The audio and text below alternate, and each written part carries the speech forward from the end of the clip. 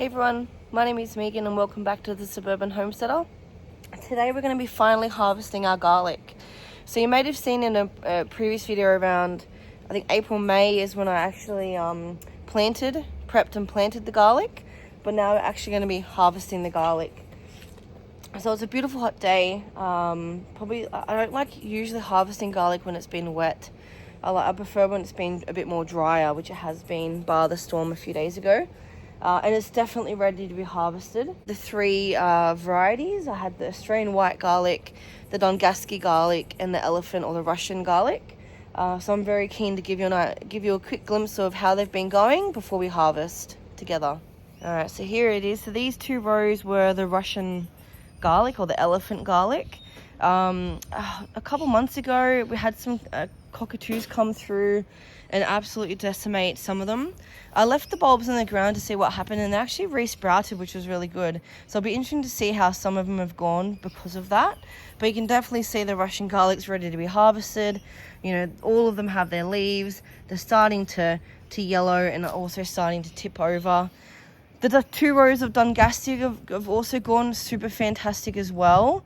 They also have all their leaves and starting to yellow, and you can see like everything's starting to lean, so they're definitely ready.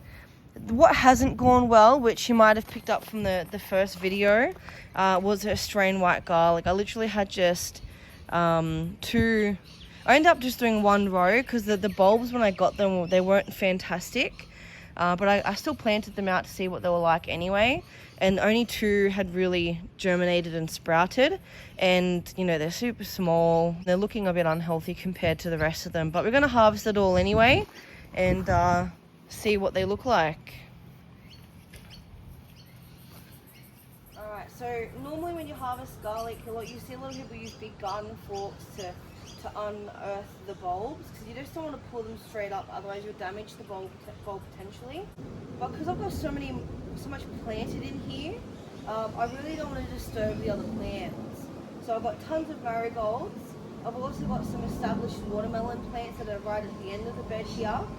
So I'm going to be using this garden fork from Garden and Country. It's quite durable, so I think I'll be fine getting in there and unearthing the bulbs. I think this will be a perfect tool for this job. So I'm just going to pull back some of the mulch.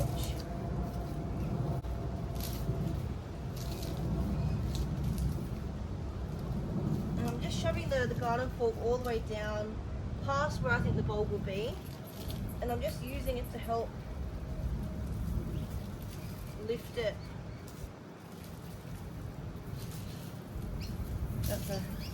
That's a good size.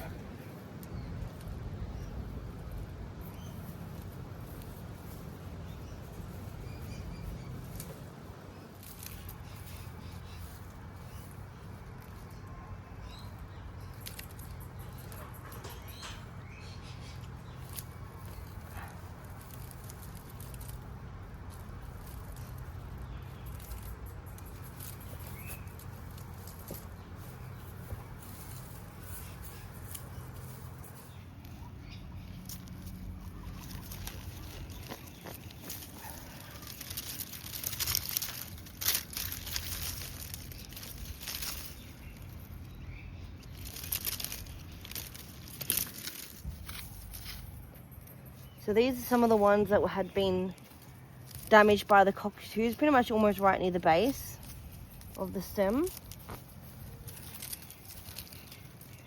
But I'm still quite happy. I was expecting to lose quite a lot of bulbs here.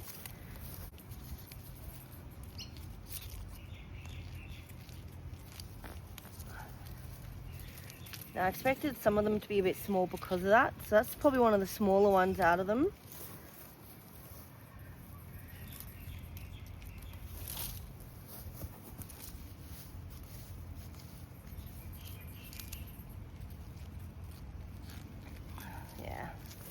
So those two, this one and that last one, were definitely the ones that were attacked by the cockatoos. Wow, that's huge.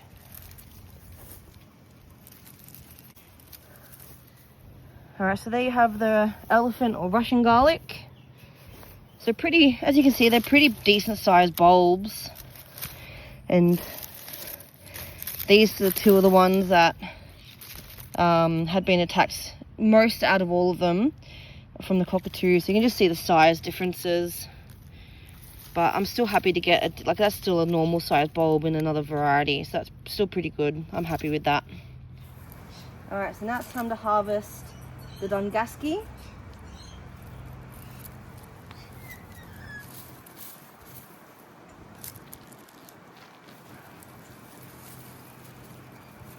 It's pretty good. So if they're all like that, I'm gonna be happy. Now I'm really loving this garden fork from Gardening on Country. It's doing such a perfect job. Oh, this has a 2-head.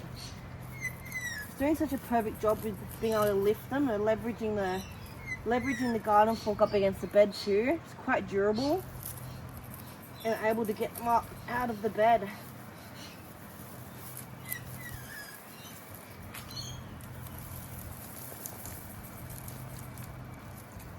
So despite being in the 2, that still produced two good bulbs. And my most favourite thing about this is that it's made from 100% recycled materials. In fact, 75 recycled plastic bottle caps went into making this.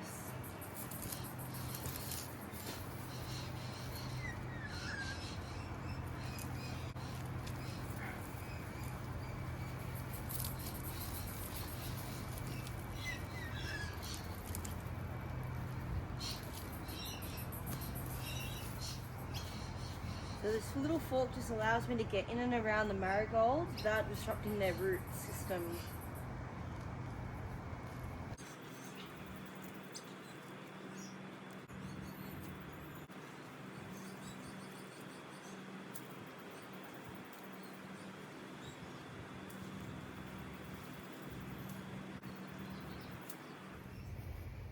The watermelon's just here and the garlic's just there.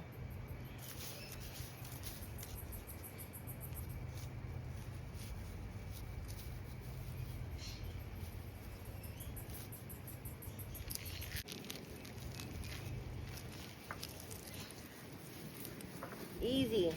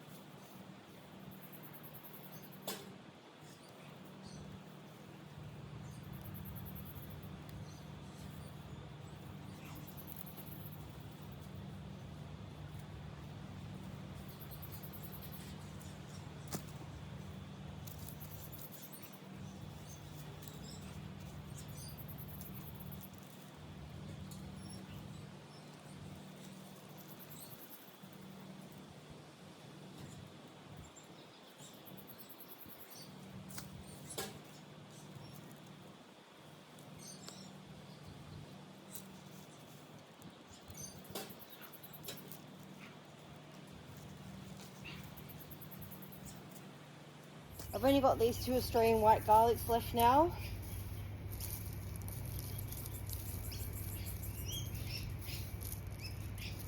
Actually, I'm not unhappy with that. Despite only having 2 that germinated, and it's got quite firm bulb.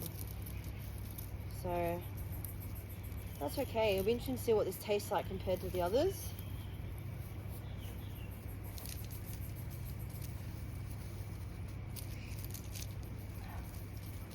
That's alright as well. Still small, but the fact that only 2 of them germinated out of how many I had.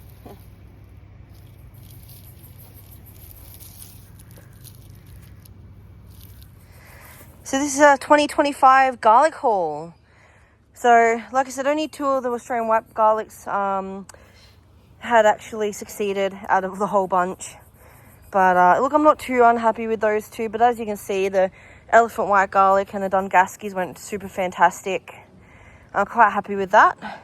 So now it's time to curing. Alright, so I'm going to be using our huge portable drying rack for clothes for curing the garlic. Previously, I threaded the garlic bulbs through the mesh panel, so the bulb was sitting on top of the mesh, and I had it hanging from the roof using some rope. I'm going to lay the panel on top of the drying rack and use that to help support it. Now, these garlic are going to be sheltered under our deck, so the weather elements won't get to them like rain, and there's a lot of airflow. So it should be the perfect place to cure this garlic. The only problem is the kids wanting to maybe climb up on this.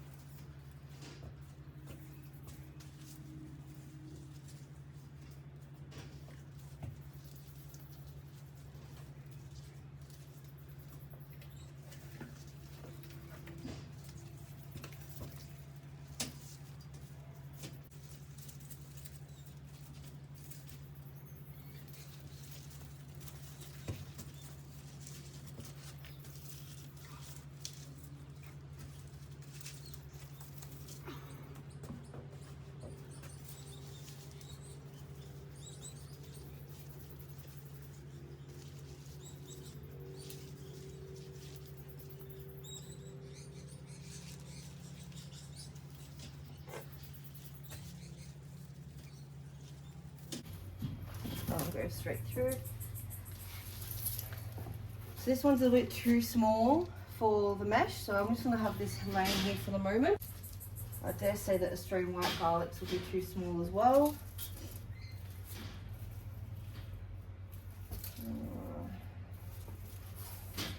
Should be fine.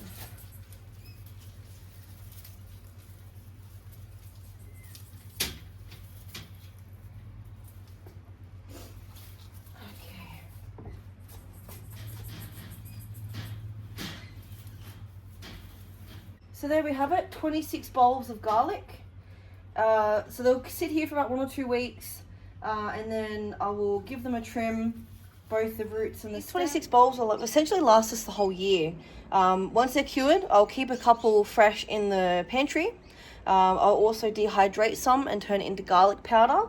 And I'm also going to be mincing some and putting it in ice cube trays, and then freezing it in the freezer.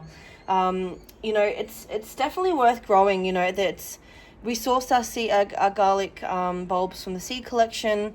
It's literally grown organically, you know, 2 meters away from our back door. You know, for pest management, we did some companion planting, never sprayed them. You know, you can't really say that for store-bought garlic. You don't even know if they're grown in Australia.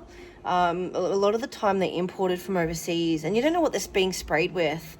You know, so it's definitely worth it. If you're on the fence of growing garlic, I'd highly recommend it. It's such a valuable harvest and a rewarding harvest. I'll put in the links below, our video where we prepped and planted out our garlic if you're interested. But I'd highly recommend growing garlic at home. You can grow it in the ground. I've also seen people grow it in containers. So you can definitely do it wherever you are. So I'd love to know what everyone's growing at home. What varieties of garlic have you grown? Have you had successes and fails with certain varieties? These 3 varieties, that were the first time I've ever grown them. I'm really happy so far with the Dungaski and the elephant garlic. Really disappointed with the Australian white garlic. Whether it was just the bulbs that I received, from the get-go, I just predicted that they wouldn't go well. So let me know what you're growing at home. How do you cure your garlic? You know, are you doing it like me with this kind of system? Do you hang it up? Do you have another way of curing it? Thank you very much for watching. I do appreciate it. If you like this video, please like and subscribe to our channel, The Suburban Homesteader AUS. We also have an Instagram account, The Suburban Homesteader AUS. We post a bit more daily updates and progress there, so head over there and give a follow to keep up to date with what's happening. Otherwise, thank you very much for watching and enjoy your day.